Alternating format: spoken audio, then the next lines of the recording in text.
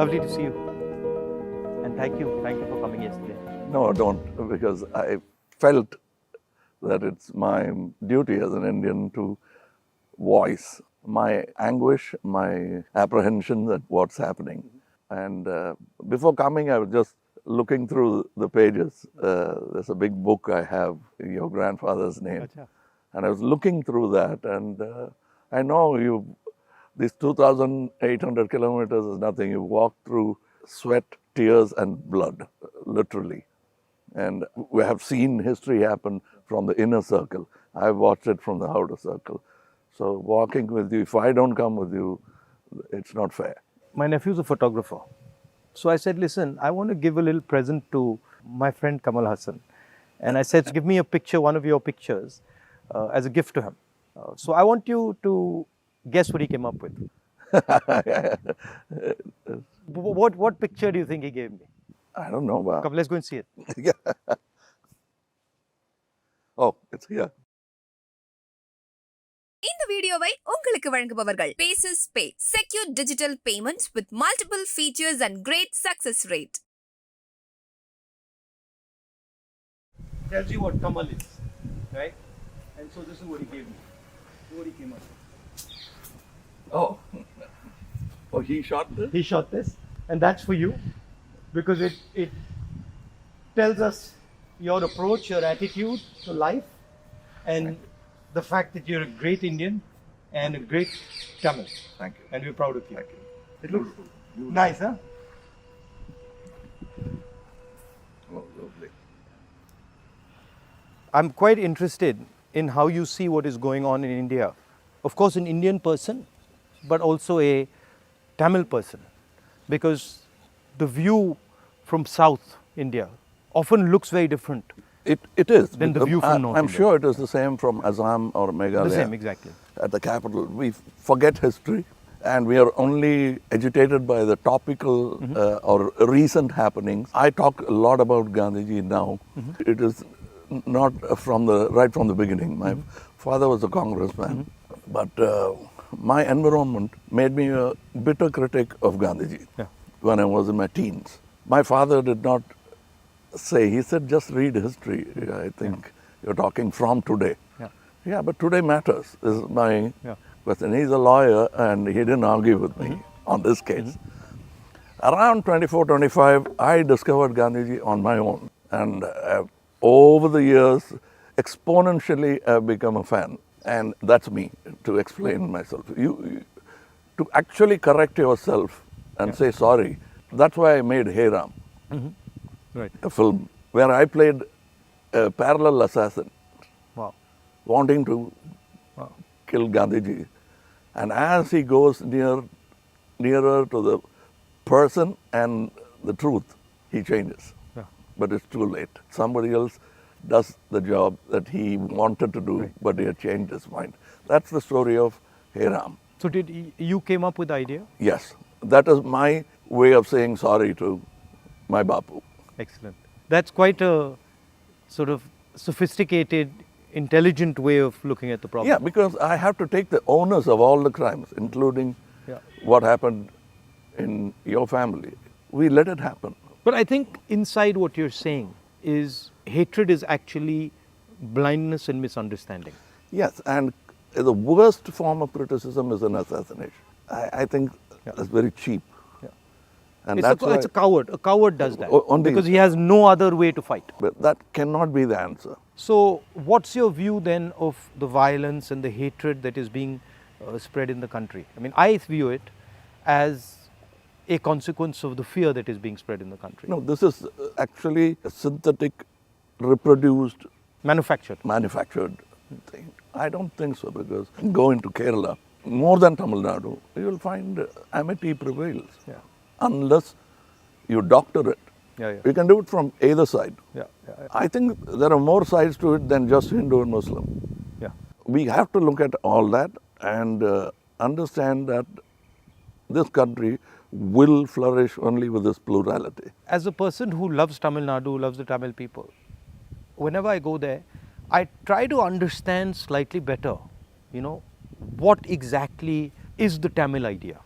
right? And, so as somebody who, you know, is looking at it from far, what does it mean to be Tamil? I know that the Tamil language is very important, but what does it actually mean? It means the same as wanting to be a Maharashtrian Yeah. or a Telugu or a Malayali. We all have a pride, but I must say something about Tamil Nadu. They always feel that it's an island with parochial mindset and language chauvinism. Everybody is proud about their language, but I can tell you, you can go to a village, any village or town, my town, and just stand in the middle of the road and shout, Nehru. A dark man will turn around, Yeah. or you say Bose. Yeah. Somebody will turn around and he doesn't look anything like Yeah. Nehru ji or Bose ji. Yeah. And they'll turn, you'll find Gandhi, many Gandhis. That is the mindset. And at a particular point, they felt there was apathy from the center. That happens every time. It will happen with every government. They are now unhappy with what is happening now. But that's not permanent if you could approach it like you're doing it now. The reason why I want to celebrate your walk is reaching out to the people and lending the ear instead of standing on a podium and lecturing. Yeah. That's commendable from your side. But my experience when I go to Tamil Nadu, right, is that they express themselves in a very passionate, Yes. it's different expression. So if you go to Maharashtra, people show affection, but the way the Tamils show affection is something completely different. I get that feeling when I go there, and I always wonder, what is that exactly? How does it, why such strong affection or strong expression or so passionate? It's part of the culture. It's a very old culture, and they've seen wars, they've seen battles, they've learned a lot from Jainism, Yeah. Buddhism. Yeah. It's a mixture of everything. That kind of affection was enjoyed by Kamaraj, Yeah. MGR, Yeah. all those leaders. They are moved to tears, Yeah. laughter, screaming Yeah. when they see the man out there. I think around the country it's like that with variations. And also the Tamil language is very important to them. Yes, I think even non-religious, godless people celebrate Tamil and worship Tamil. So you said you're doing this fashion business, and so you know a lot about what is going on in the rest of the world. How do you see the United States, China, these countries? Where do you see India's place in all this? Nowhere less than them, Yeah. but we should walk the talk. Yeah. Like you're doing, every Indian must walk the talk. I want to be, or simply resigning yourself to calling it a third world country. Yeah. You can't do that anymore. That's blasphemy. And you said in our earlier discussion that production has a lot to do with it. The ability to produce something and Yes. sell it outside India, not just in India. Yeah, we can't have a toddy mindset because you can't bottle it. It has to be had Right. then and there. We are in G20 not because of one government, Yeah. successive governments. Yeah. And whatever good they could do, that has accumulated and come to this day. Yeah, yeah. So we are aware of that. And you were talking about China. I want you to say more. The security of the country, both internal and external. Yeah. Your opinion on it. I was speaking to some ex-servicemen the other day, and I was mentioning to them that security today in the 21st century, it's not good enough just to say, okay, what do our borders look like, right? Because security today has become a holistic thing. You don't necessarily get attacked from the borders. You can get attacked from inside. You can get attacked by cyber weapons. You can get attacked by, use of your media. So in the 21st century, one has to have a global view about security. And that's where I think our government has completely gone and miscalculated. We constantly hear about what is going on the border. And the fact of the matter is that China has taken 2,000 kilometers of our territory, okay, square kilometers. And frankly, we haven't said anything. The Prime Minister hasn't said anything. The military has clearly said that they're sitting in our territory, but the Prime Minister said nobody has come. This sends a very clear message to China. And the message is, we can do whatever we want, and India will not respond. right?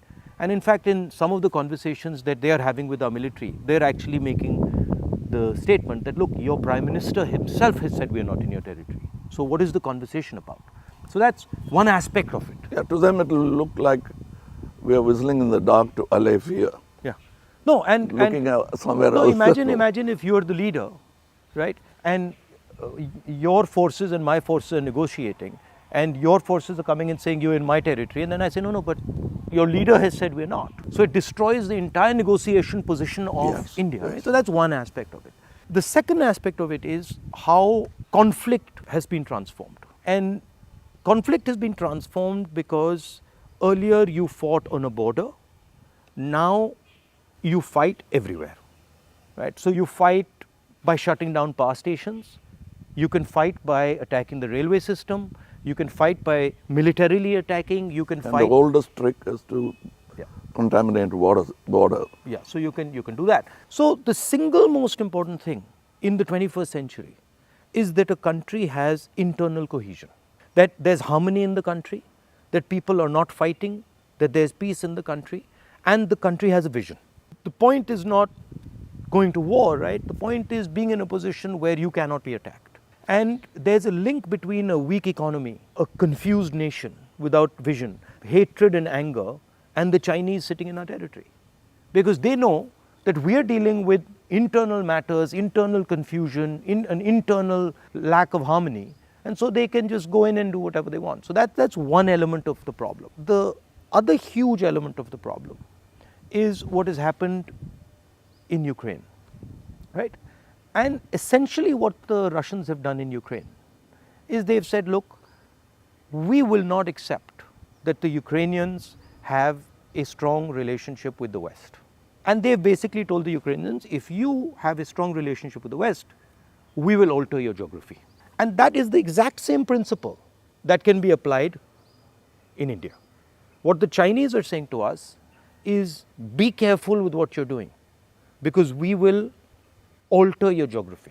We will enter Ladakh, we will enter Arunachal, and what I can see is them building a platform for that type of an approach. So as an Indian person, I don't want to be somebody who's warmongering, but I'd like our country to be aware that there are real problems on the border, and those problems on the border are connected to what is going on inside our country.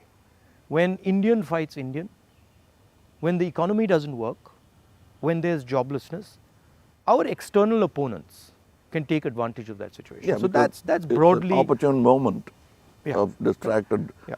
So one of the things that we've constantly telling our government is talk about it. If you don't want to talk to the media, at least talk to the opposition. We understand these things. We might be able to help you, advise you, bounce ideas off us, but they just don't listen. So it's the approach that we understand everything. The other aspect of it, which you touched on, is that frankly there's no one who can compete with China. I do not believe that on production, on as far as the economics is concerned, I do not believe that the West can take on the Chinese. I believe that India can take on the Chinese. We have the population. We have the population, we have the people. What do you need to take on the Chinese? You need a young population, you need large numbers of people, you need a large educated base. Compared to China, our population is younger. Exactly, right? And if you see the West, right, and this might be a bit controversial, but they've got too much, they're flabby. They're living in opulence. They are outsourced. And they outsource, right? Whereas our people, they know what a struggle is. They understand difficulty. So I think as an Indian person, I see a huge opportunity for India to become, like China, the producer of the world, right? And of course, the West has a space, which is high-end manufacturing, high technology, etc., which they're very good at, they'll dominate. And we should try and challenge them on that. But I do not think they can compete with China on the large-scale manufacturing, blue-collar work. And I think that's the tragedy, that we are walking on these streets, you walked with us, and all our children are saying we are unemployed, when in fact we could have huge amounts of employment through our agricultural system, through sort of manufacturing. The constant neglect of agriculture is disgruntled many Tamilians. They voiced, they came here, they didn't even get an audience. India has skills, and it has skills everywhere, right? I always say that the next Satyagraha is the skill set development for India. Right. Because making thousands of lawyers who won't get a job, thousands of engineers Exactly. who won't find a job. Instead, if you develop their skills, they can have their degree but pursue their passion.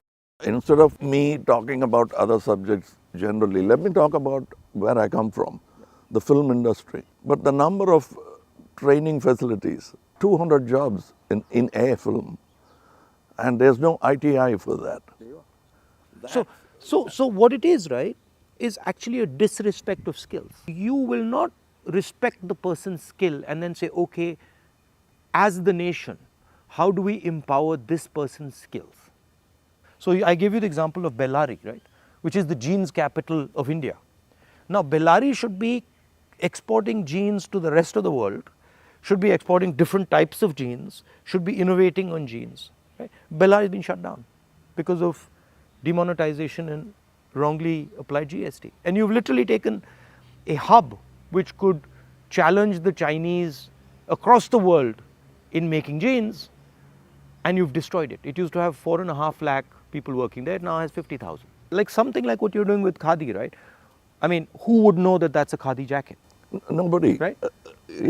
More than the publicity of it, the reach of it. Exactly. And Americans are loving it.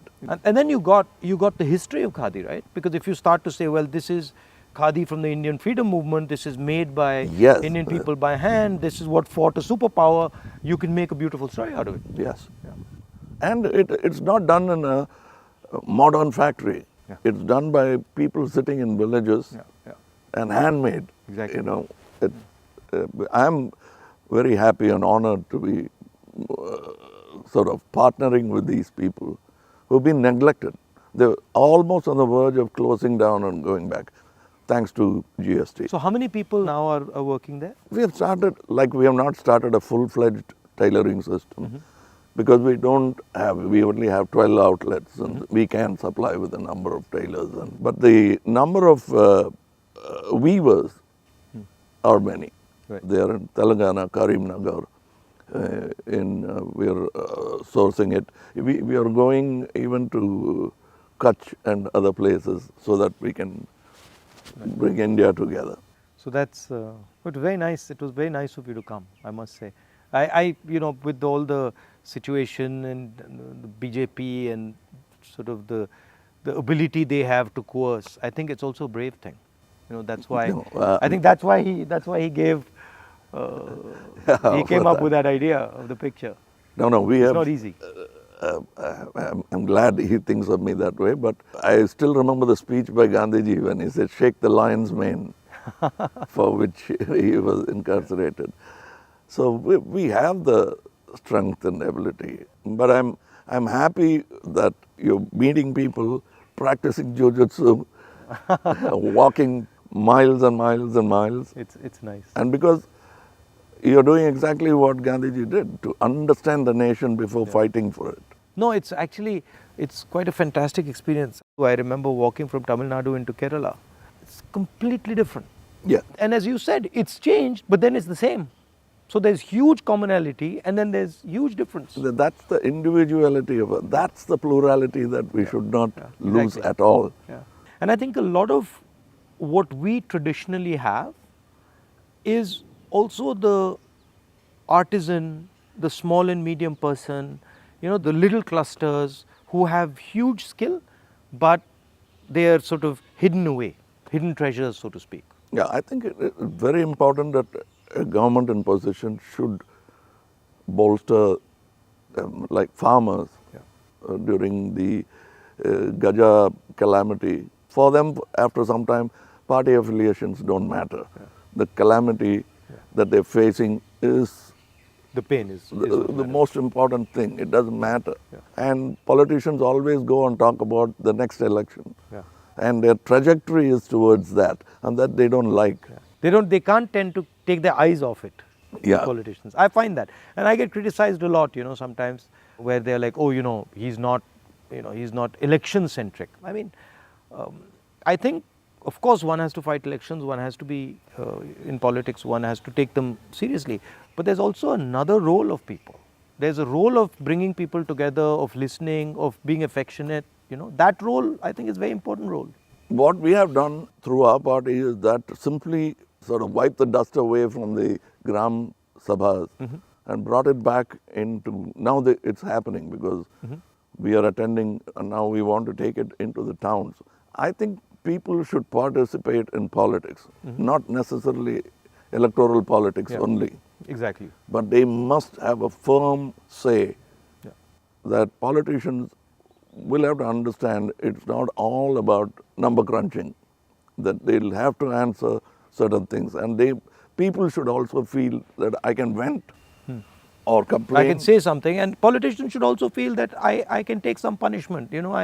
He's shouting at me, okay, no problem. I did something wrong. I go and listen to what he's doing, what he's saying. I think that's, people don't like criticism. I think criticism is a good thing. I think we are a very young democracy still, in spite of 75 years. The reminiscence of the monarchy is still in our mind. Yeah. Now that's a profound thing you've said. It's true. It's still, they want loyalty. And politicians who are in power want to somewhere behave like a king. Because it's not too far behind in history that we had princely states. 70 years, yeah. But I think if you look, a lot of sort of our chief ministers and leaders, the approach is that of a king. You're like unilateral decisions. I will do whatever I want, not taking into account what people feel, not listening. I think there's quite a lot of that. Yeah, and they are offended when you call them a civil servant. Yeah. I'm not a civil servant. Yeah. I'm in position, I'm in power. But that's what we are, ultimately. It should be a position of honor rather than position to usurp. Yeah. The trustee idea of Mahatma Gandhi. Over the time, I'm looking for people who are at least a semblance of that in them, because it's unique. Is a tall international figure. Yeah.